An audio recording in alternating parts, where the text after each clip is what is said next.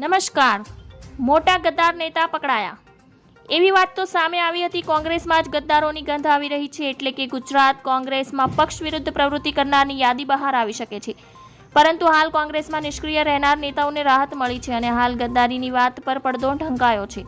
ગુજરાત કોંગ્રેસ પર પરિણામ સુધી કોઈપણ કાર્યવાહી કરે ને તેવી વાત સામે આવી રહી છે. 4 જૂન પછી એટલે કે પરિણામ બાદ નક્કી થશે ખેલ કોણ પાડ્યો હતો અને જેણે ભાજપનો ફાયદો કરાવ્યો છે.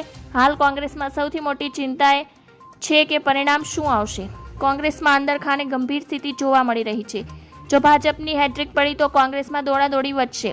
મતદાનના દિવસે જ બાજનગર રાખવા આહવાન કરવામાં આવ્યું હોવાથી પણ એક વાતનો સામે આવી છે. પરિણામ બાદ પાછળ સ્થાનિક સ્વરાજ્યની ચૂંટણી આવી રહી છે. એટલે આ પરિણામ પર કોંગ્રેસની આગામી રણનીતિ ઘડવામાં આવશે. કોંગ્રેસના જ ગદ્દારોની વાત કરવામાં આવે તો કેટલી એવી બેઠક છે કે જ્યાં કોંગ્રેસ જ કોંગ્રેસને હરાવી શકે છે.